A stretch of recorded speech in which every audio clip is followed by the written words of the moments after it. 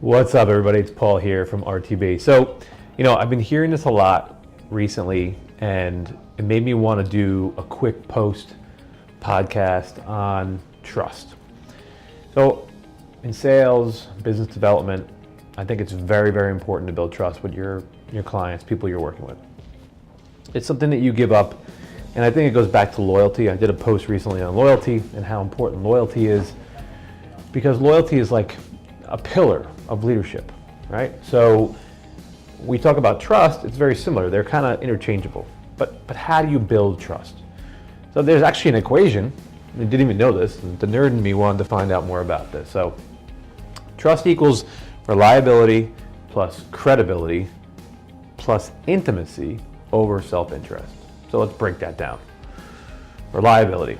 I can be here when I say I'm going to be here. This goes to another pillar of leadership, duty, doing your job when no one is looking. I'm reliable. I'm going to be there. There's a surgery at 7 o'clock. I'm going to be there an hour early just to make sure everything is correct. Or I have a meeting with CXO of company Y. The meeting's at 12. I'll be there at 11:45 just to make sure that I'm reliable. If I'm running late, I tell them, let them know, hey, I'm the reliable person. I want to make sure you know, hey, I'm going to run a few minutes late, just to let you know, okay? Credibility. What about you is credible? Do you have a background?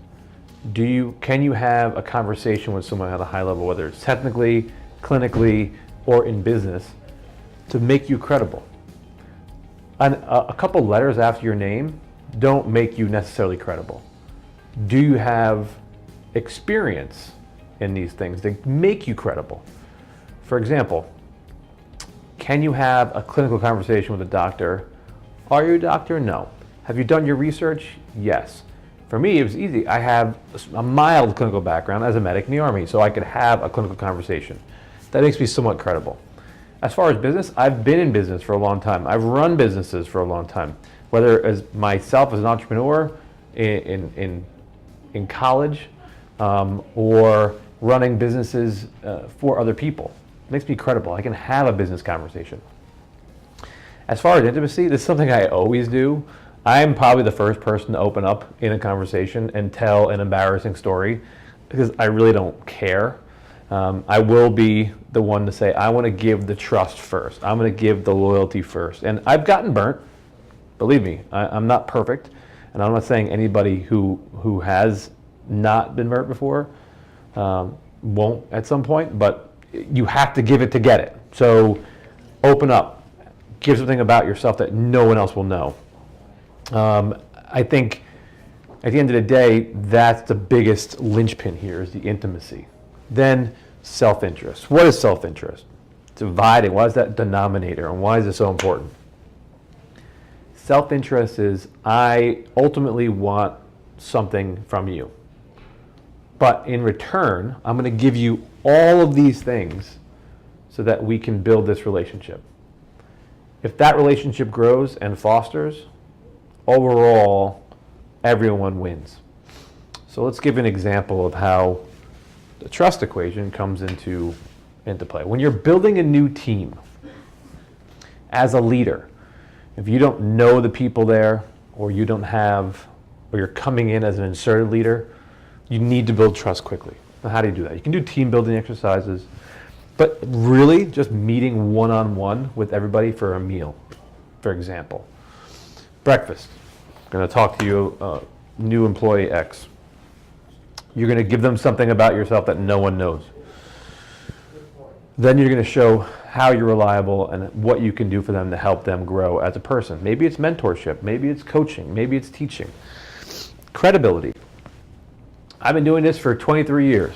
Sales, marketing, leadership, operations in businesses. That makes me credible. Can I have a clinical conversation? Yes. Can we do technical sales? Yes. I'm a nerd. I love it, right? How do I intimacy? I am this. I'm going to tell you something that no one else knows about me to help us build that gap. If you want to open up, great. If you don't, I understand. It's not easy for everybody to do. But I will be the first one to take that step to let you know something about me that no one knows. The self-interest from here is I want you to perform for me. How? We have these KPIs. We have these OKRs. that we're trying to reach. These objectives are X. Your key results as a rep or as a person under my team is X, Y, and Z. We're going to measure you on this, but I'm going to help you as best I can. That's a great example. If you're coming into a company as a consultant and you're going to do the same thing here, how do I build trust? You don't know me. We've had one meeting. I'm presenting you a proposal to be a consultant, outsource fractional leadership to you. How can you trust me? You know me from a person that maybe opened up to me or to you and said, hey, this person's a good asset to have on your team. Same thing here. How am I reliable? What am I going to deliver to you? Credible. What is my background? How can I help other companies grow? Intimacy. Here's what I'm at right now. Here's what I'm trying to get. We can work together to do this. I can help you grow. And self-interest is financial, but also a tick on the resume, right? Or a helping a customer grow. Because for me, innately, as the medic, I love helping people, right? If I'm driving down the street, and to this day I still do it, and I see an accident and there's no medical coverage there, I will stop. I always carry an aid bag in my car. I didn't do it once and I still regret it. I drove by an accident and it ate me up inside when I drove by. So what I do in my personal life also reflects to me in my business life. So at the end of the day, this is why trust is important. Whether you're selling something, whether you're building a team, whether you're working with a customer for the first time, this is really the backbone of everything that you're doing and why you do it. So think about that and take that into your next meeting and understand what are these 3 things that you can bring to the table to help build that trust, right? If you're a recruiter, right, you're trying to build reliability. I'm going to follow up with you. I'm going to follow up with the customer so that you know when you get that job.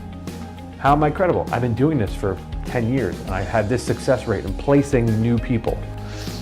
Intimacy. Let me tell you about this time I was out of a job and I needed a recruiter to get me a job and that recruiter helped me and now I work for that recruiter. Or I've been, whatever the case may be, there's always something there. But at the end of the day, there's something that you want out of this relationship. I want to place you, right? I want you to be happy. I want you in a role that's fulfilling to you and it's going to make you feel good every day. That's what we're doing here. So trust, a pillar of leadership, of sales, of marketing, operations. We don't have these things here in building a new business. We don't have growth. So think about that. Take that in your ride today in this podcast or in this video, however you want to see it, and think about it. Why trust is important. All right, guys, have a good day. Make sure you ring the bell every day and have a good one. Cheers.